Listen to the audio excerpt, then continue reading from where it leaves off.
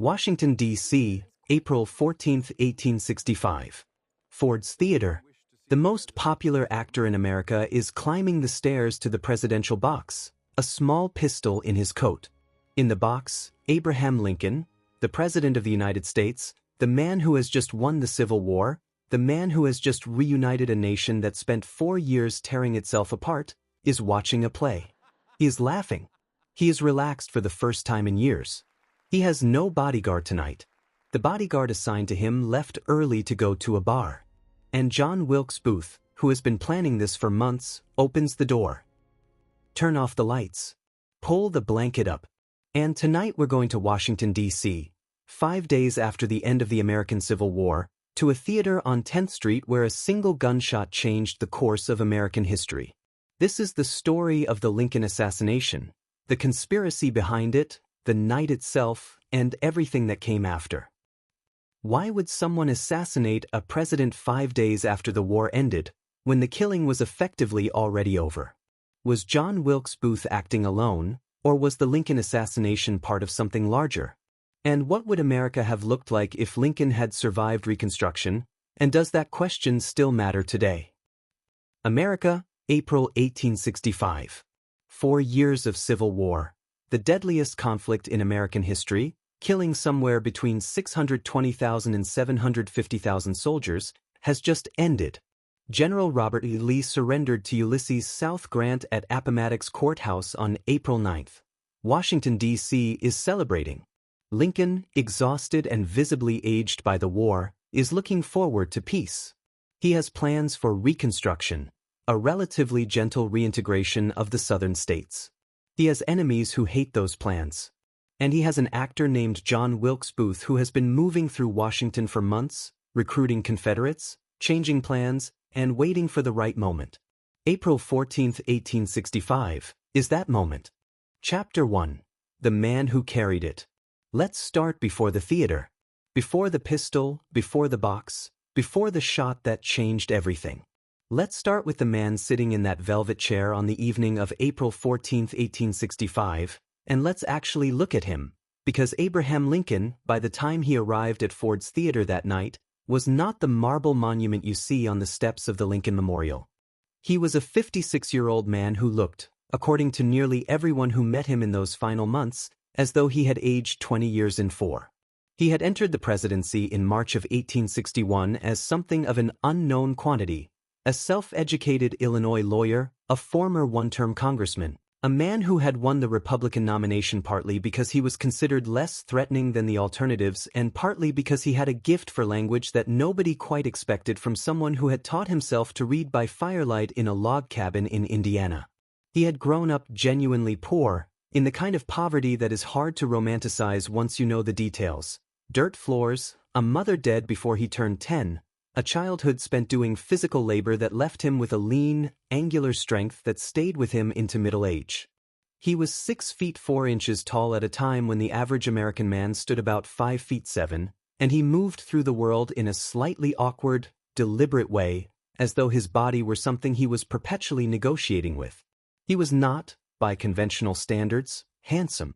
He knew this, and he made jokes about it. When a political opponent called him two-faced during a debate, Lincoln paused and said calmly, "If I had another face, do you think I'd be wearing this one?" That was Lincoln. Dry, self-deprecating, sharper than people expected, and more melancholy than most people ever got to see. He had entered the White House knowing the country was already fracturing. South Carolina had seceded from the Union before his inauguration. By the time he was sworn in, 6 more states had followed. He gave an inaugural address that was both a plea for peace and a warning. He would not fire the first shot, he said, but he would defend the Union. 39 days later, Confederate forces fired on Fort Sumter, and the Civil War began. What followed was 4 years that ground him down in ways that are difficult to fully describe. The war was not what anyone had expected. It was not quick, it was not clean, and it was not decided by a single decisive moment. It was a slow, industrialist catastrophe, trench warfare, disease, enormous casualty lists, a country that seemed to be bleeding itself to death one battle at a time. Lincoln was the man who had to manage it, and he did so without formal military training, without a unified political base, and without any guarantee, for most of those 4 years, that the Union would survive. He was attacked from the left for moving too slowly on emancipation and from the right for moving at all. He fired generals, McClellan, Burnside, Hooker, and replaced them and fired their replacements, searching for someone who could actually win. He was mocked in the press. He was called an ape, a tyrant, a dictator. He was threatened constantly. He received hundreds of death threats and kept them in a folder he labeled, with characteristic wry understatement, assassinations. And then, on January 1, 1863, he issued the Emancipation Proclamation, declaring enslaved people in Confederate states to be free and transforming the nature of the war entirely. It was not, technically, a complete abolition of slavery that would come with the 13th Amendment, which Lincoln pushed through Congress in January of 1865. But it was a declaration of intent that changed everything. It meant that a Union victory was now, definitively, a victory for freedom. It meant that the war had a moral dimension that could not be bargained away at the peace table. It was arguably the most consequential executive act in American history, and Lincoln signed it with a hand that was shaking, not from nerves, he told those around him, but from hours of handshaking at the New Year's Day reception, and he was determined that when people looked at his signature in the future, they would not think he had hesitated. Personal loss ran alongside the political and military catastrophe. In February of 1862, his son Willie, 11 years old, bright, sensitive, his father's favorite, died of typhoid fever in the White House. Lincoln was devastated in a way that he never fully recovered from. His wife Mary Todd Lincoln, already prone to anxiety and mood disorders, was so undone by grief that she could not attend the funeral and reportedly never entered the room where Willie had died again. Lincoln returned to work because there was nothing else to do, but those who knew him said something changed in him after Willie's death. The melancholy that had always been part of him settled deeper. He suffered from what we would now recognize as clinical depression. He called it the hypo, short for hypochondria, which in 19th century usage meant something closer to what we'd call depression or low spirits. He had episodes of severe low mood throughout his life, including a period in his 30s where friends were concerned enough to remove razors from his room. He managed it, mostly, through work and through humor. Lincoln's gift for storytelling and his love of jokes were not incidental to his character but central to his survival mechanism. He laughed, often, at things that were genuinely terrible, because laughter was how he kept going. By April of 1865, he was showing all the signs of a man running on fumes. Photographs from those final weeks show a face that is gaunt and deeply lined, the eyes carrying a weight that is hard to look at directly. He had begun having a recurring dream. He described it to his cabinet in the days before his assassination, and multiple witnesses recorded it. In the dream, he was alone on a ship, moving rapidly across dark water toward a distant and indefinite shore. He had experienced the same dream, he told them, before every major event of the war. He didn't know what it meant. He suspected, perhaps, that something significant was coming. But he was also, in those April days, something he hadn't been in a very long time. He was hopeful. The war was over. Lee had surrendered. The Union had held. He had plans for what came next, a Reconstruction policy that was, by the standards of his party's most radical members, notably merciful. He wanted the Southern states brought back into the Union quickly, with as little humiliation as possible. With malice toward none, he had said in his second inaugural address, just 6 weeks earlier, with charity for all. He meant it. He was, in April of 1865, a man who had carried an extraordinary weight for 4 years and was, at last, beginning to set it down. He did not want to go to Ford's Theater on the night of April 14th. He had said as much to those around him. He was tired. He would have preferred to stay home. But it had been announced in the papers that the president would attend, and Lincoln felt he couldn't disappoint. He put on his black coat. He got into the carriage. He went to the theater. He was laughing at the play when John Wilkes Booth opened the door to the presidential box. If you're finding this interesting, and the night of April 14th hasn't even started yet, consider subscribing so you don't miss what comes next. New sleep history stories every Thursday and Sunday on the Still Hour. And if you'd rather listen on Spotify, we're there too, link in the description. Drop a comment and tell me where you're listening from. Back to Washington. Because John Wilkes Booth has been waiting for this moment for months. Chapter 2, The Actor and the Cause. There is a temptation, when telling the story of the Lincoln assassination, to make John Wilkes Booth into something simple. A monster. A madman. Someone so obviously broken or evil that his act becomes, in retrospect, comprehensible in the way that monsters are comprehensible. They are not like us, and so they are not our problem to understand. That temptation should be resisted, because the truth of John Wilkes Booth is considerably more unsettling than that. He was not a madman. He was not, by the standards of his time and his social world, obviously strange.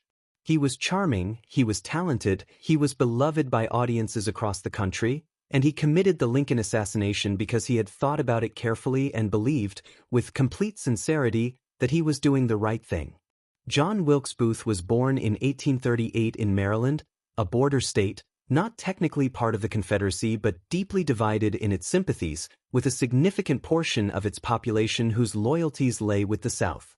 He was the 9th child of Junius Brutus Booth, one of the most celebrated Shakespearean actors of his generation, a man so famous and so charismatic that he reportedly once received a letter from a fan addressed simply to the greatest actor in the world, and it was delivered without difficulty. The theatrical talent ran through the family like a current.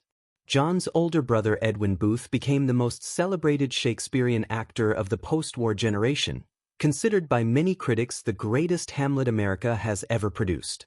The family business was drama, passion, and performance. John Wilkes was, by his mid-20s, well on his way to surpassing even his famous family's reputation.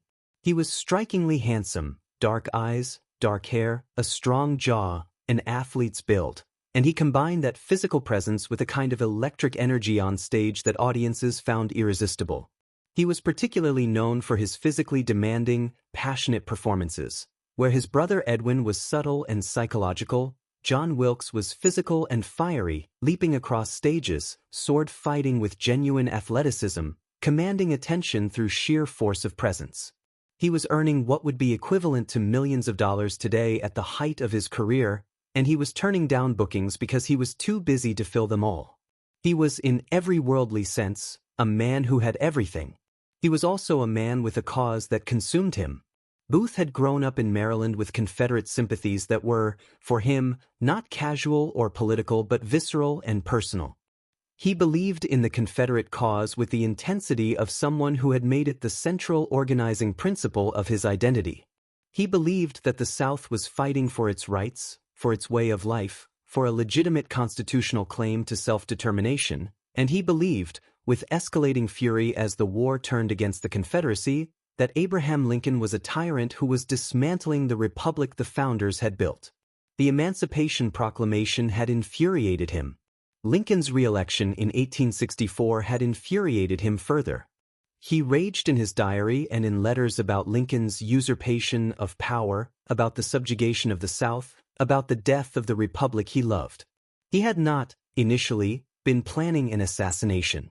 What he had been planning, through the latter part of 1864 and into the early months of 1865, was a kidnapping. The plan was to seize Lincoln, to grab him while he was traveling without a full escort, bundle him across Confederate lines, and hold him as a bargaining chip for the exchange of Confederate prisoners of war. It was audacious, it was almost certainly impractical, but it had a certain internal logic. Lincoln in Confederate hands would be an enormous political asset. It might be enough to force a negotiated peace. It might, in Booth's fevered thinking, be enough to save the Confederacy. He recruited a small group of co-conspirators, men who were drawn to his charisma and his cause, some of them deeply committed to the Confederate cause and some of them simply drawn along by the force of Booth's personality.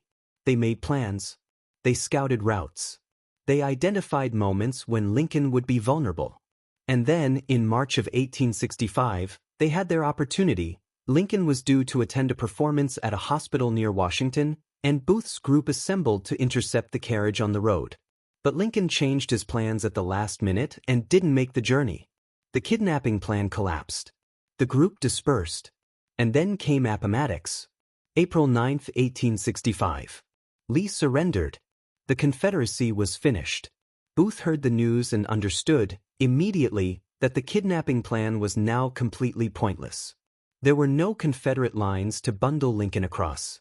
There was no Confederate government to negotiate with. The cause he had dedicated himself to was dead.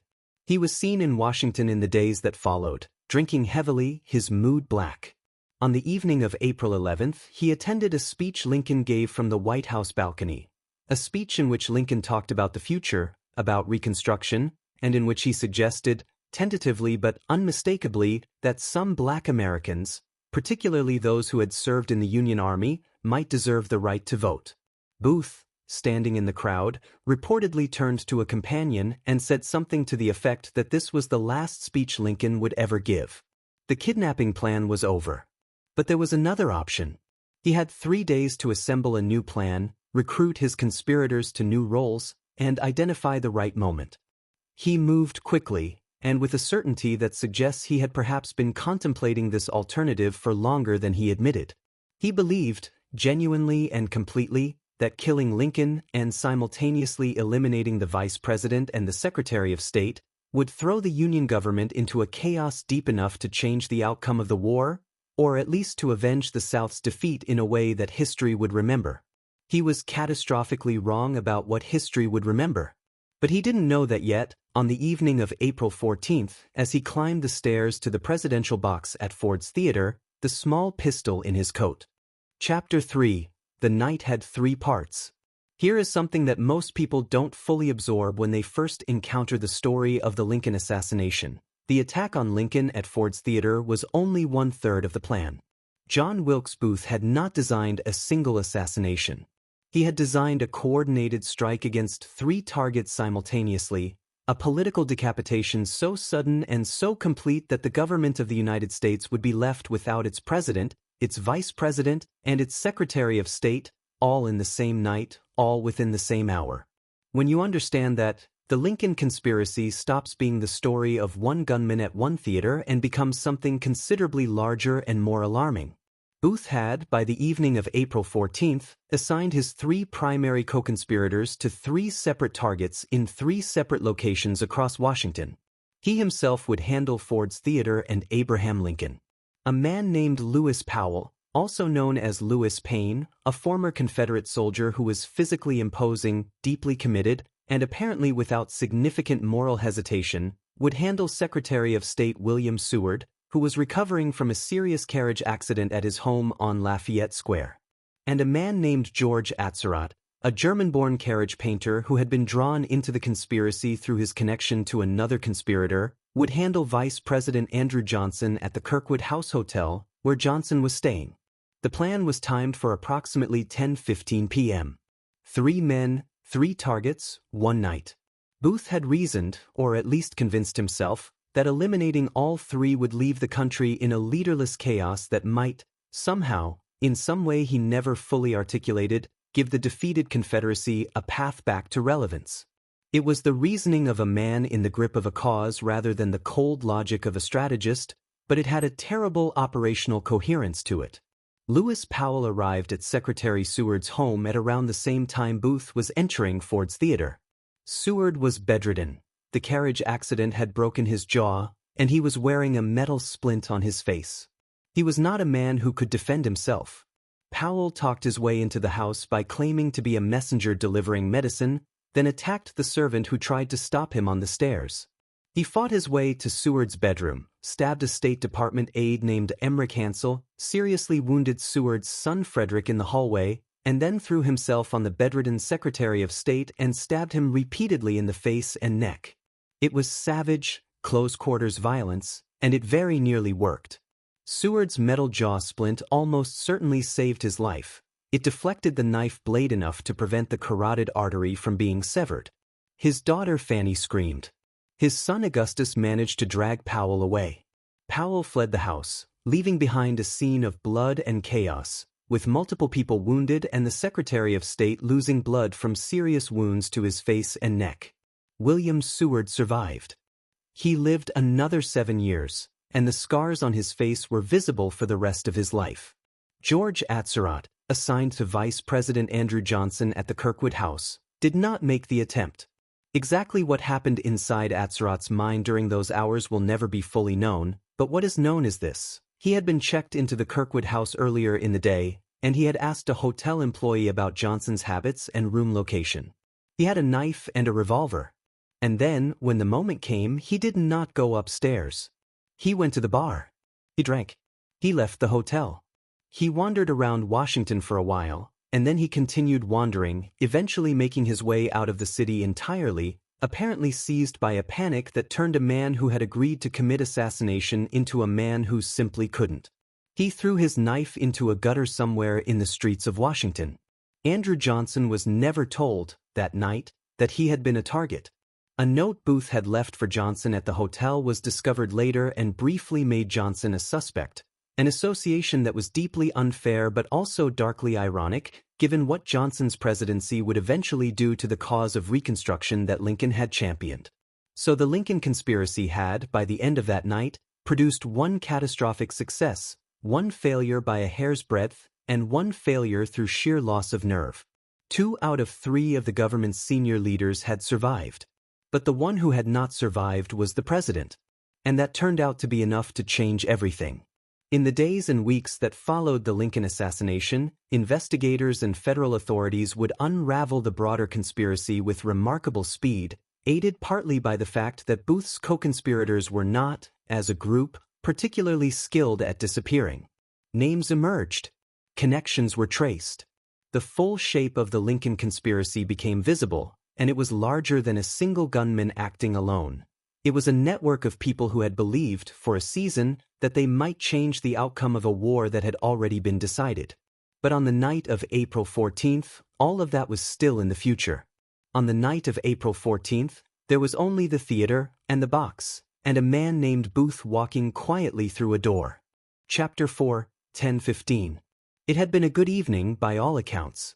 Lincoln had arrived at Ford's Theater at approximately 8:30 p.m., about half an hour after the play had started. The presidential party had been delayed, and the audience had been waiting. When the familiar silhouette appeared in the doorway of the presidential box, the orchestra struck up "Hail to the Chief," and the audience rose to its feet. Lincoln looked out over the crowd, visibly surprised and moved by the warmth of the reception, and he acknowledged them with a slight bow before settling into the flag-draped rocking chair that had been provided for him. The play resumed. Our American Cousin was a popular comedy, a broad, warmly funny piece about an unsophisticated American farmer who travels to England to claim an aristocratic inheritance and wreaks cheerful havoc on the refined society he encounters there. Lincoln had seen it before. He liked it. And by the accounts of those who were in the box with him that night, his wife Mary, a young officer named Major Henry Rathbone, and Rathbone's fiancée Clara Harris, Lincoln was in genuinely good spirits. He was laughing. He was relaxed. He was leaning forward in his chair, engaged with the performance below, in the way of a man who has for one evening managed to set down the weight of the world. John Wilkes Booth had been in and out of Ford's Theater several times that day. He knew the building intimately, he had performed there many times, and he understood its architecture the way an actor understands a stage, which is to say he understood it in his body as much as his mind. He knew where the staircases ran. He knew the layout of the dress circle. He knew that the presidential box was accessible through a narrow corridor and then a small anteroom, and he knew that the lock on the inner door was unreliable. During the afternoon, he had visited the theater alone, gone up to the box, and used a small tool to gouge a small hole in the door, a peephole through which he could observe Lincoln's position before entering. He had also, at some point during his preparations, wedged a wooden bar into a notch in the wall of the corridor behind the outer door, a simple but effective barricade that would prevent anyone from following him into the box quickly enough to stop him. He had timed his moment carefully. He knew the script of Our American Cousin well enough to identify the line that produced the biggest laugh, a line in the third act, a sharp comic insult delivered by the lead character that reliably brought the audience to its feet. The laughter would cover the sound of the gunshot, or at least muffle it, or at least create enough of a moment's confusion that he could act before anyone in the box could respond. The play progressed. The audience laughed and settled and laughed again. Lincoln watched from his box, occasionally leaning on the railing, occasionally sitting back in his chair. His bodyguard, a Washington Metropolitan Police officer named John Frederick Parker, who had been assigned to protect the president that evening, had left his post outside the box at some point during the performance. He went to watch the play from a better seat. Then, reportedly, he went to a nearby tavern. When Booth arrived at the outer door of the presidential corridor, there was no one there. Booth climbed to the dress circle at approximately 10:07 p.m. He paused. He took a drink at a nearby bar. The saloon adjacent to the theater's interior was accessible from the dress circle, and several witnesses recalled seeing him there, composed, apparently calm. He made his way along the corridor toward the presidential box. He presented a calling card to Charles Forbes, Lincoln's footman, who was seated outside, and was allowed to pass. He moved through the outer door and quietly slid the wooden bar into place behind him. He looked through the peephole he had made that afternoon and confirmed Lincoln's position in the rocking chair, directly in front of him, close, his head turned toward the stage, completely unaware. He waited for the line. And then it came, the comic insult, the biggest laugh of the evening, the audience roaring at the stage below, and John Wilkes Booth opened the inner door, crossed the few feet of the box in a single movement, pressed a small .44 caliber single-shot Derringer pistol against the back of Abraham Lincoln's head, and fired. The sound of the shot and the sound of the laughter were so close together that many in the audience initially heard only the laughter, and then, in the sudden silence that followed, something else. A woman's scream, a figure vaulting over the railing of the presidential box, something falling on the stage below. Mary Lincoln's scream cut through the confusion and turned it into certainty. People began to understand, in that terrible, staggered way that crowds understand sudden violence. One person realizing, then the next, that the play had stopped being a play. Major Rathbone had thrown himself at Booth in the box, had grabbed him, struggled with him, and Booth had slashed him across the arm with a hunting knife before pulling free. Then he was over the railing, dropping 12 feet to the stage, and landing in a way that went wrong in the split second of it. His left boot spur caught in the decorative bunting draped on the box, his angle shifted, and he hit the stage boards at a diagonal that snapped the fibula of his left leg cleanly. He stumbled upright. He turned to face the audience, the thousands of faces turning toward him in the flare of the gaslights, the confusion and the screaming just beginning, and he shouted something. Witnesses would argue about this for the rest of their lives. Many reported Sic Semper Tyrannis, the Virginia state motto, meaning thus always to tyrants. Others reported he shouted something else, or something additional, or that the noise of the theater was already too great to make out words clearly. And then he ran, through the wings, out the back door, into the alley where a horse was waiting, and into the night. In the presidential box, Abraham Lincoln sat as he had been sitting when the bullet entered the back of his head, upright in his chair, his eyes closed, unconscious, the weight of him just slightly forward. Mary Lincoln caught him as he began to slump. She was screaming his name. Chapter 5, The Long Night. A doctor in the audience that night was a 23-year-old Army surgeon named Charles Leal, and he was one of the first people to reach the presidential box. He pushed through the chaos, through the crowd that was already surging toward the stage and the exits in a mixture of panic and terrible curiosity, and he made his way up to where Lincoln sat. What he found when he reached the box was a scene he would describe for the rest of his life. Lincoln was unconscious, barely breathing. Leal searched quickly for a wound, initially thought it might be a knife wound, because Rathbone was bleeding heavily from his arm, and then found it. The bullet had entered at the lower left portion of the back of Lincoln's skull. Leal, trained in battlefield medicine, understood immediately what this meant. He was 23 years old, and he understood, in the first minutes after kneeling beside the President of the United States, that the wound was not survivable.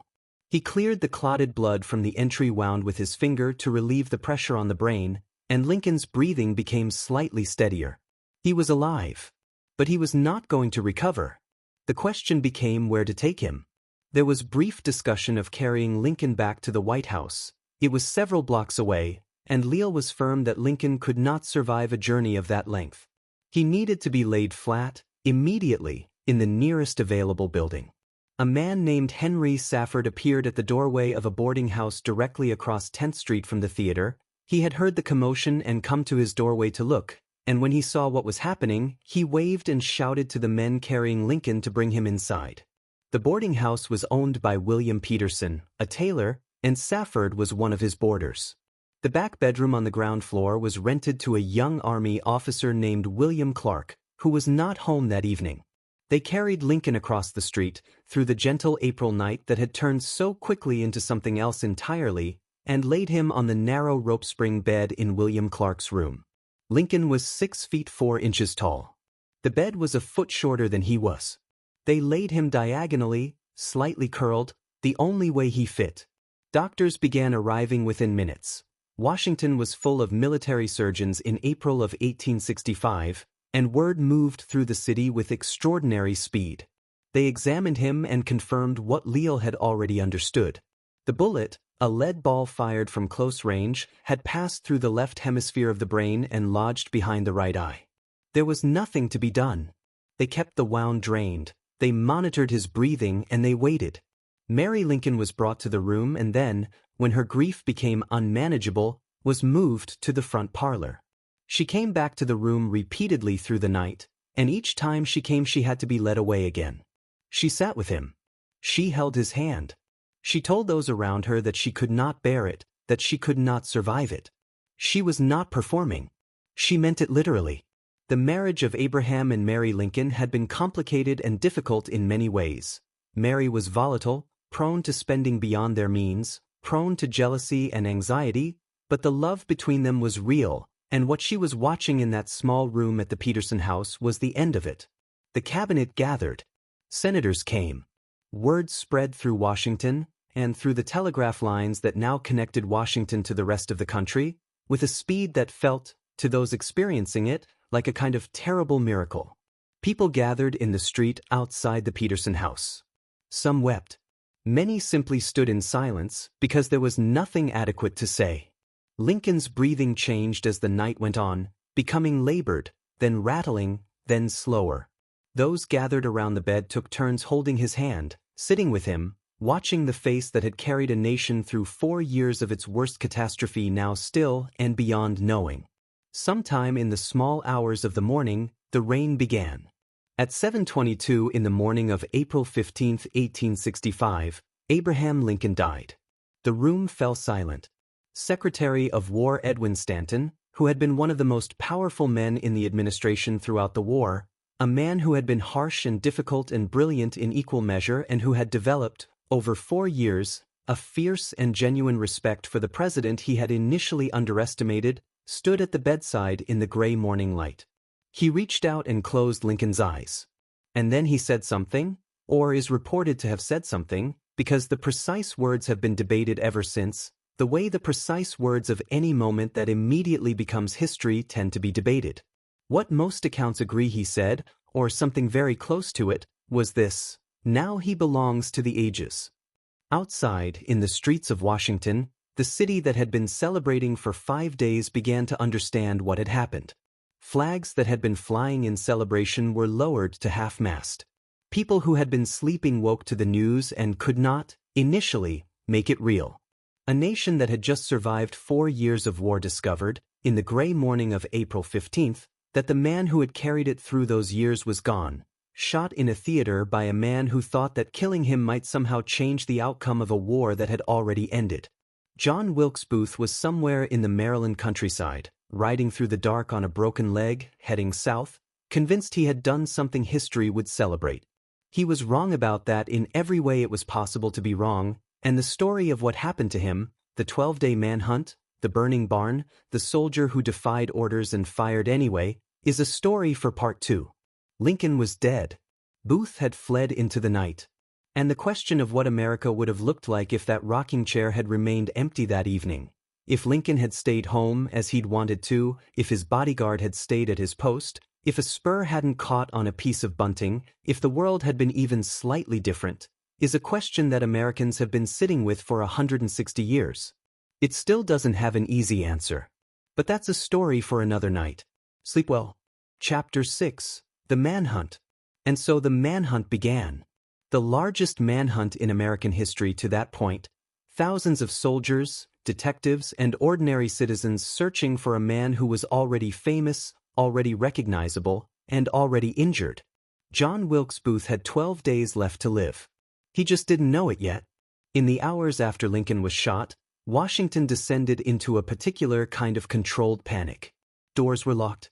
Gas lamps threw long shadows across cobblestones slick with spring rain. Soldiers moved through the streets with rifles and lanterns, stopping men at bridges and checkpoints, asking for names, for papers, for explanations. Secretary of War Edwin Stanton, the man who would later stand over Lincoln's deathbed and say, "Now he belongs to the ages," had effectively become the acting executive of the United States in the hours after the shooting, coordinating the military response with the focused, furious energy of a man who understood that what had just happened was not merely a murder. It was an act of political warfare, and the country was still fragile enough that it might not survive another blow. Booth and his accomplice David Herold had slipped out of Washington in the immediate aftermath of the assassination, crossing the Navy Yard Bridge into Maryland just after 10 o'clock that night. It is almost extraordinary, in retrospect, that they made it across. The bridge was guarded. Booth gave his real name to the sentry, his real name, and was let through. The sentry hadn't yet heard what had happened at Ford's Theater. In those last minutes before the telegraph carried the news, before the whole machinery of pursuit could be set in motion, Booth crossed into Maryland on horseback in the dark, and for a brief, strange moment, the future was still open. It would not stay open long. Booth's leg was a serious problem. When he had leaped from Lincoln's box to the stage at Ford's Theater, his left spur had caught in the bunting, that patriotic red, white, and blue bunting that decorated the presidential box, and he had landed badly, breaking the fibula just above the ankle. He had managed to ride out of Washington and even to cry out his dramatic line on the stage, but by the time he and Herold were moving south through Maryland, the pain was becoming impossible to manage. They needed a doctor. In the pre-dawn hours of April 15th, they arrived at the home of Dr. Samuel Mudd, a rural Maryland physician with Confederate sympathies. Mudd set Booth's broken leg, fashioned a crude splint, and allowed the two men to rest in his home. Later, Mudd would claim he hadn't recognized Booth, that the famous actor had concealed his identity. Historians have debated this ever since. What is less debatable is that Mudd did not immediately report the suspicious visitors to authorities, which would ultimately cost him dearly. From Mudd's farm, Booth and Herold moved into the tangled wetlands of southern Maryland, the swamps and pine thickets and small farms of a region that had been deeply sympathetic to the Confederacy throughout the war. They hid for 5 days in a dense, swampy thicket called Zacchaeus Swamp, unable to move safely in daylight, tormented by insects, by the cold nights, by the pain in Booth's leg, and increasingly by the dawning realization that the Confederate cause they had believed they were serving had not risen in triumph at the news of Lincoln's death. It had collapsed further. Lee had surrendered at Appomattox on April 9th, 5 days before the assassination. Jefferson Davis was a fugitive. The Confederacy Booth had imagined he was saving was already gone. Meanwhile, the pursuit was tightening around them with every passing hour. The telegraph, the 19th century's version of the internet, instantaneous and everywhere, had spread Booth's description, his photograph, and the details of his crime across the entire eastern seaboard within hours of the assassination. His face was one of the most recognizable in America. He was a celebrity. People who had seen him perform in theaters from Boston to New Orleans knew exactly what John Wilkes Booth looked like, and now they were looking for him. The War Department had posted a reward of $100,000, an almost incomprehensible sum in 1865, for information leading to the capture of the conspirators. Every farmer, every ferryman, every innkeeper in Maryland and Virginia was now both a potential informant and a potential obstacle. On April 21st, Booth and Herold managed to cross the Potomac River into Virginia, which had been their destination all along. Booth had imagined that Virginia, the heart of the Confederacy, would shelter them, celebrate them, provide a network of sympathizers who would help them escape further south. What he found instead was a landscape exhausted and broken by 4 years of war, populated by people who were trying desperately to make peace with the Union and who had absolutely no interest in harboring the man who had just assassinated the president. The Confederate sympathy that had sustained them in Maryland was harder to find in Virginia, where people had watched Sherman and Sheridan and Grant's armies pass through and had seen enough of war to last several lifetimes. They moved from farm to farm, growing more desperate, moving more slowly. Booth was in genuine agony from his leg. He was also, by all accounts, genuinely bewildered by the response to what he had done. He had expected to be celebrated. He had expected the South to rise. He had expected history to vindicate him. Instead, the newspapers he managed to obtain, and he obtained them, hungry for news of the reaction to his great act, called him a villain and a coward. One editorial compared him to Brutus, and Booth, who fancied himself a classical hero, had actually written in his diary that he felt more like Brutus than ever, before apparently reconsidering the comparison, since Brutus had not exactly met a glorious end either. He had 12 days from Lincoln's death. He spent them moving through a countryside that no longer cared about the cause he had died for, toward a future that had already closed. Chapter 7. The Death of Booth. The Garrett farm sat in a quiet stretch of Caroline County, Virginia, not far from the Rappahannock River. Richard Garrett was a farmer, a Confederate sympathizer, a man who had simply tried to keep his family alive through the war. When two strangers arrived at his property on April 24th, one of them limping badly, both of them giving false names, Garrett agreed to let them stay. He wasn't entirely certain who they were. He was suspicious enough, however, that when his sons told him the two men had been acting strangely and asking about ways to travel further south, he made a decision that would later seem either prudent or ominous depending on how you read it. He locked Booth and Harold in the tobacco barn for the night. It was the last building Booth would ever sleep in. The Union Cavalry, a unit called the 16th New York, under Lieutenant Edward Dougherty, accompanied by two of the War Department's special detectives, had been closing in on the fugitives for days, following a trail of sightings and informant reports through the Virginia countryside. They crossed the Rappahannock on the night of April 25th and arrived at the Garrett farm in the early hours of April 26th, sometime around 2 in the morning. The farm was dark. The soldiers dismounted quietly, surrounding the property, moving into position around the tobacco barn with a professionalism that spoke to 4 years of war training. When Richard Garrett was roused from sleep at gunpoint and asked where the two men were, he told them immediately. There was no hesitation. He had not signed up for this, and whatever Confederate sympathies he may have held, he was not going to die for John Wilkes Booth. The soldiers surrounded the barn. Lieutenant Dougherty called out to the men inside, demanding their surrender. There was a long pause. Then Harold's voice came back, muffled through the barn boards, frightened, young. Harold was only 23 years old, saying that he wanted to surrender, that he hadn't done anything, that he was innocent. Booth's voice came after, contemptuous and theatrical, telling Harold to stay where he was, telling the soldiers outside that he was a crippled man and they should give him a chance to fight, saying things that sound, at this distance of a century and a half, very much like a man who had rehearsed this scene in his imagination and was determined to play it to the end. Harold surrendered. He came out of the barn with his hands raised, was grabbed by soldiers, and was led away. Booth was alone. The officers outside debated what to do. Their orders were to take Booth alive if possible. But Booth showed no sign of surrendering, and the barn was full of hay. Someone, the historical record is a little unclear on exactly who gave the order, and it's possible no one formally did, made the decision to set fire to the hay to force Booth out. The barn began to burn. Through the cracks in the burning boards, soldiers could see Booth moving inside, moving toward the door with what appeared to be a rifle or carbine in his hands, his silhouette lurching and dragging with the broken leg, backlit by the growing fire. He looked, one soldier later said, like a man preparing to make a last stand. It was Boston Corbett who shot him.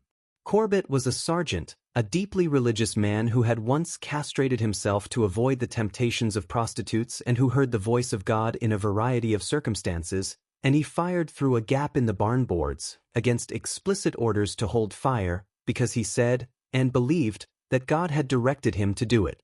The bullet struck Booth in the neck, severing his spinal cord, entering almost precisely the same location on the back of the neck as the bullet Lincoln had taken at Ford's Theater 11 nights earlier.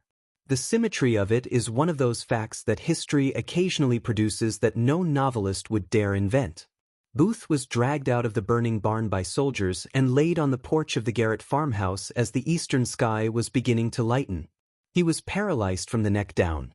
He lingered for several hours in the growing April morning, conscious, able to speak, able to feel what was happening to him even though he could no longer move. He asked the soldiers and detectives gathered around him to raise his hands so he could look at them. Someone complied. Booth looked at his hands for a long moment, and then he said, or is reported to have said, in the accounts of those present, "Useless, useless." And then he died. He was 26 years old. He had been, by all accounts of those who had known him in the years before, a genuinely talented actor, a charming and handsome man, the scion of a famous theatrical family, someone who had been given every possible advantage and had possessed genuine gifts. He had spent the last year of his life consumed by a cause that had already lost, planning an act that he was certain would make him immortal, and he died on a porch in rural Virginia, paralyzed in the dirt, staring at his own useless hands, 12 days after the most consequential crime in American history. History did remember him. That much is true. But not in the way he had imagined. Not as a hero, not as a savior, not as the man who struck the blow for Southern liberty. As a villain. As a footnote. As the man who killed Abraham Lincoln, defined entirely by his relationship to a greater man, precisely the kind of historical insignificance he had spent his life trying to escape. The barn was still burning when they carried his body away. Chapter 8. The Trial of the Conspirators. The question of what to do with the surviving conspirators landed in the lap of a nation that was simultaneously grieving, furious, and deeply uncertain about what kind of country it was going to be. Lincoln was dead. The war was over but not resolved. The government was in the hands of a new president that almost no one had expected to matter.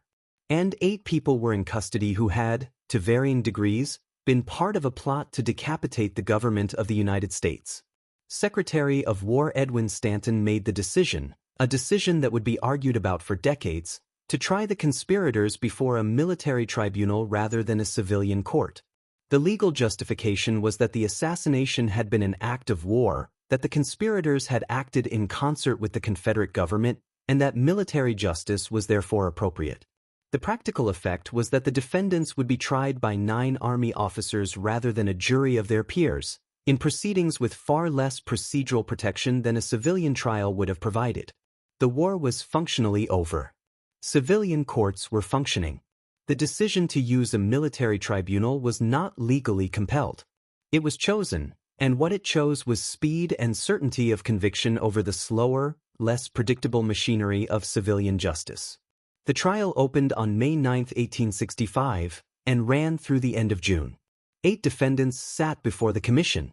Lewis Powell, the broad-shouldered young man who had nearly beaten Secretary of State Seward to death with his bare hands in Seward's bedroom while Seward lay injured from a carriage accident, and who had stabbed him repeatedly with a knife, leaving wounds that scarred Seward for life.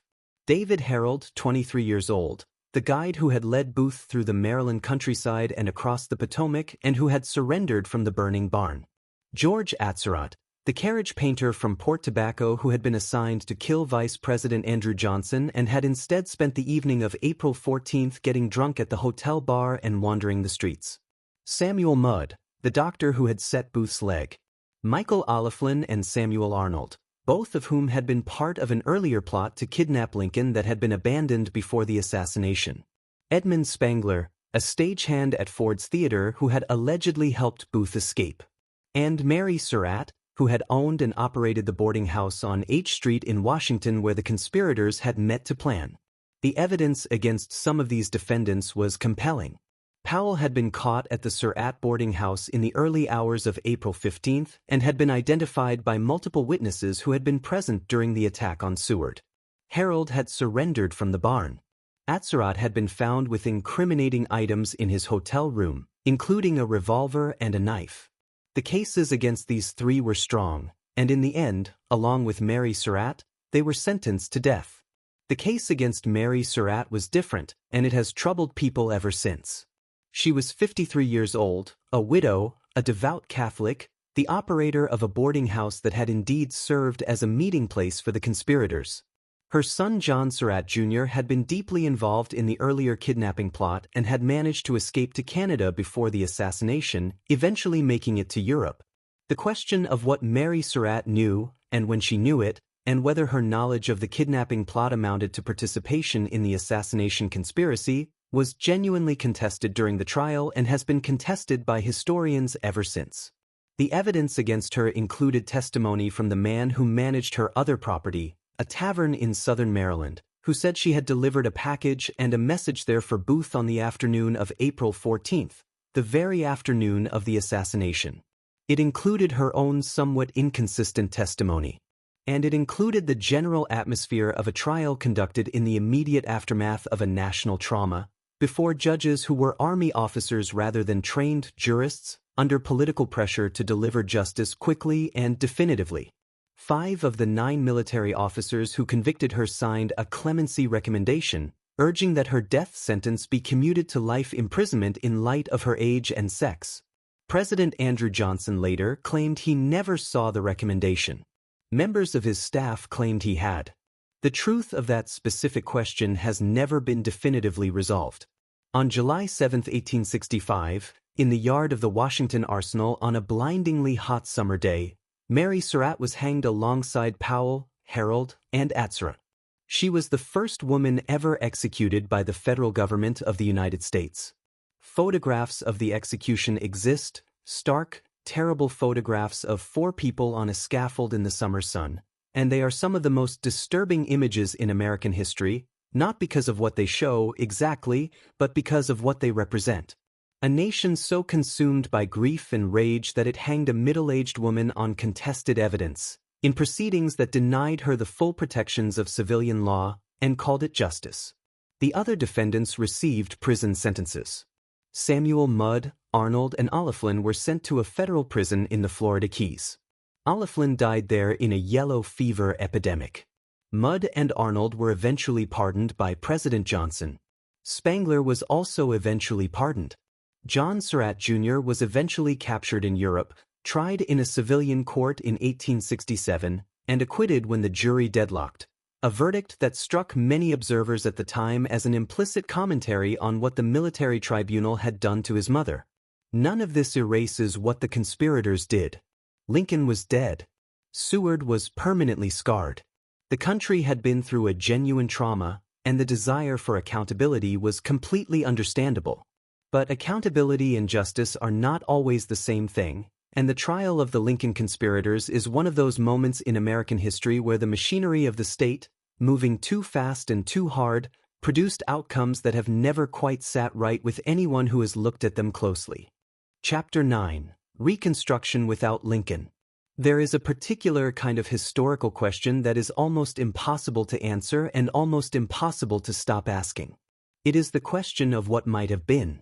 Historians are professionally trained to be suspicious of counterfactuals, of the sliding door moments where history pivoted and you try to imagine what lay behind the door that didn't open. They're right to be suspicious. The past is complicated enough without speculating about versions of it that didn't happen. But Abraham Lincoln's assassination is one of those moments where even the most careful historians acknowledge that the counterfactual matters. Because what happened after Lincoln died, what Reconstruction actually looked like, what it produced, and what it failed to produce, is not an abstraction. It is not a might have been. It is a set of concrete, catastrophic consequences that shaped American life for 100 years after April 15, 1865, and whose reverberations are still felt today.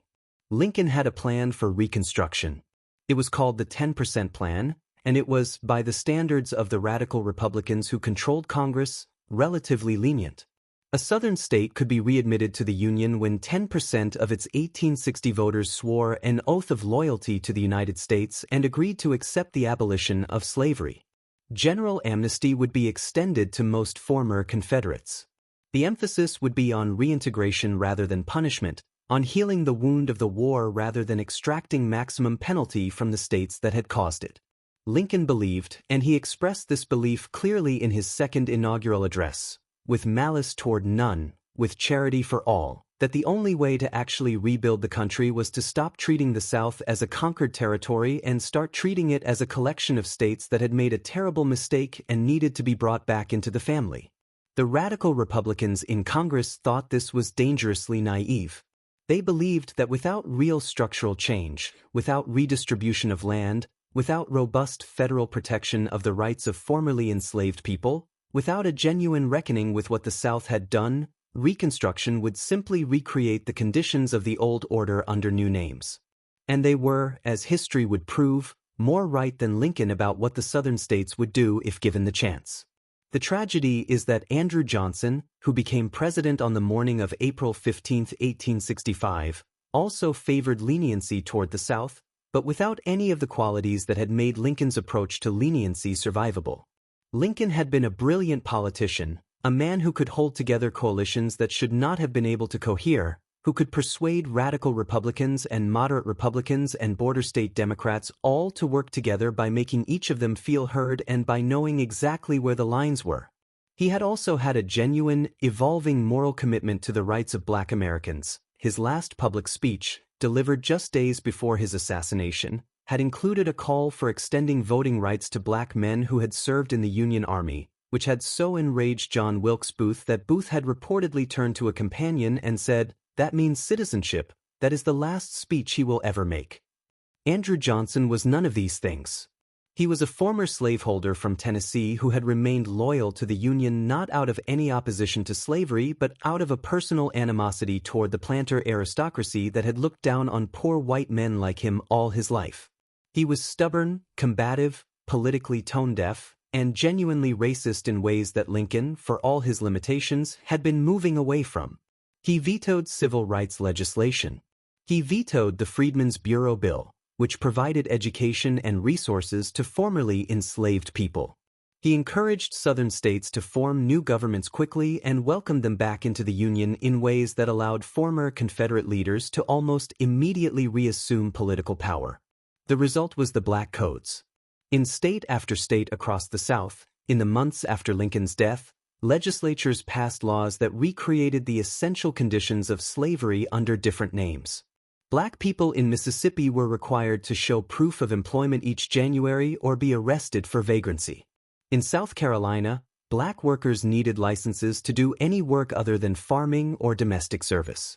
In Louisiana, Black workers were required to sign annual labor contracts with white employers and were subject to physical punishment for disobedience. These were laws passed by legislatures, signed by governors, enforced by police. The radical Republican Congress eventually rebelled. In 1867, over Johnson's vetoes, they passed the Reconstruction Acts, which dissolved the Southern state governments, imposed military administration on the former Confederate states, and required new state constitutions that guaranteed Black male suffrage. There was a period, sometimes called Radical Reconstruction, in which real progress happened. Black men voted, ran for office, were elected to Congress, built schools and churches and communities. It was imperfect and incomplete, but it was real. And then it ended. The Compromise of 1877, which resolved the disputed presidential election of 1876, effectively withdrew federal support from Reconstruction in exchange for political concessions. The troops came home. The federal government looked away.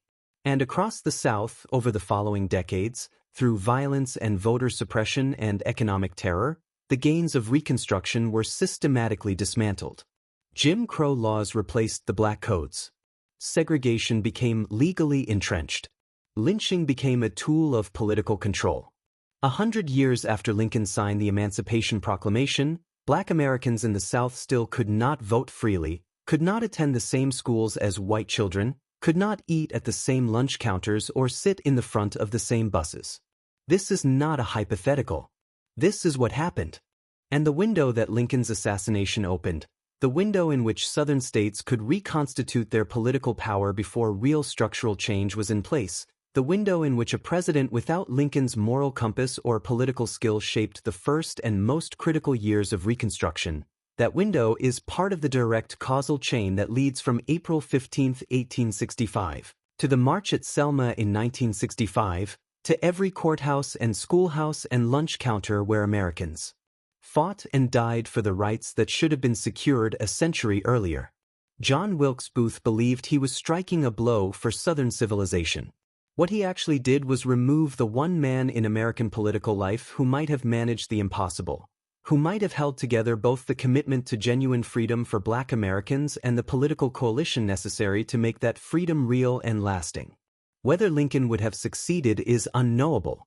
That his absence made success vastly less likely is as close to historical consensus as these things get. The assassination did not save the Confederacy.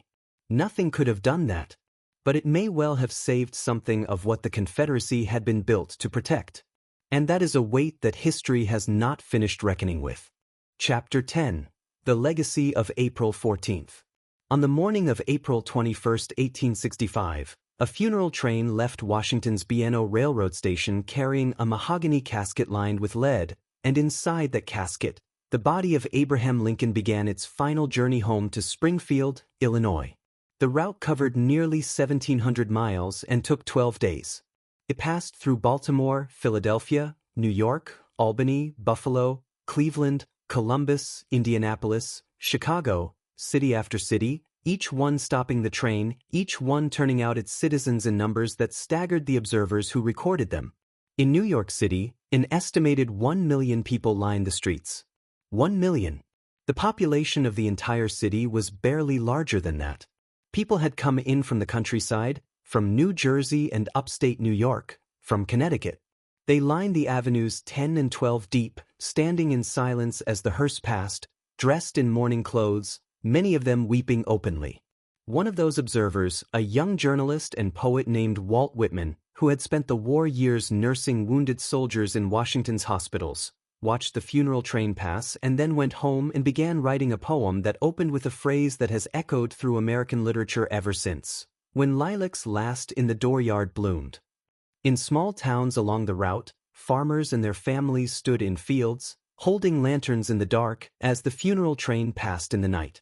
People who had never seen Lincoln, who lived hundreds of miles from Washington, who had experienced the war as something distant and abstract, they came out to stand by the tracks because something in them understood that a thing of enormous importance had just ended, and that it was necessary to bear witness to it. The mourning transformed Lincoln. This is one of the stranger and more important facts of American history. In April 1865, Abraham Lincoln was a great president and a controversial one. He had genuine political enemies, many of them in his own party. He had been called a tyrant, a dictator, an ape, a backwoods incompetent unfit for the office he held. The election of 1864 had been genuinely uncertain until Sherman took Atlanta in September and changed the political weather. The Lincoln of April 14, 1865, was not the Lincoln of mythology.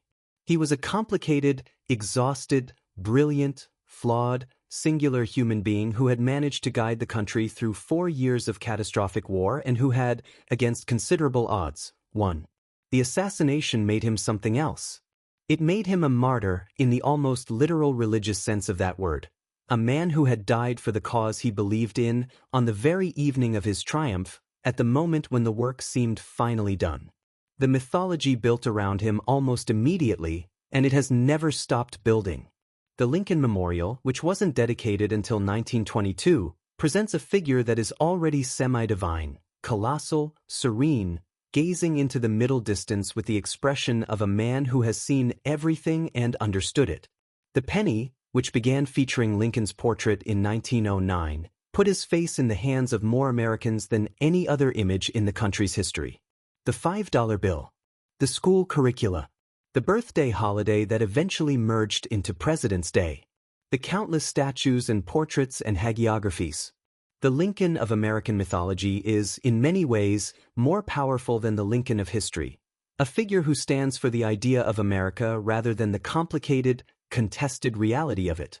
And then there is the question that sits quietly underneath all of it, the question that historians return to even when they know they shouldn't, the question that is perhaps the most honest response to the Lincoln assassination: what would have happened if he had lived? We don't know. We can't know.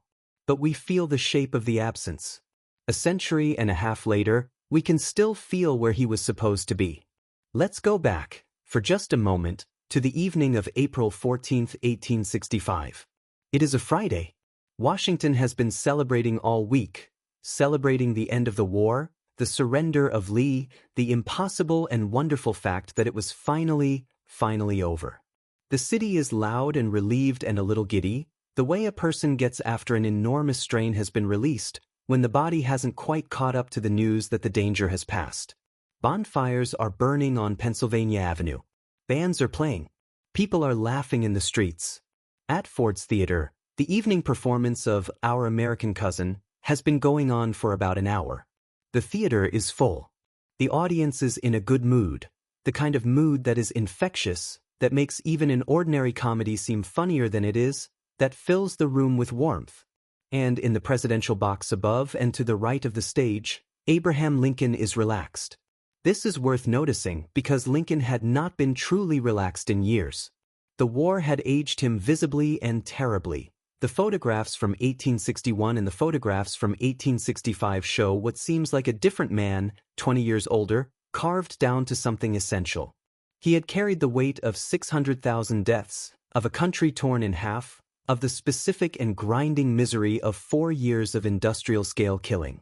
He had also carried it without the luxury of being able to put it down, even for an evening, because there was always another dispatch, another general, another political crisis, another terrible number. But tonight he is relaxed. He is laughing at the play. He is sitting close to his wife, who had worried about him for years and was grateful for this evening, this ordinary evening of laughter and a terrible comedy and the particular joy of a crowd that is happy to see you. He has survived 4 years of war. He has held the country together by the sheer and stubborn force of his conviction that it was worth holding together. He has just won.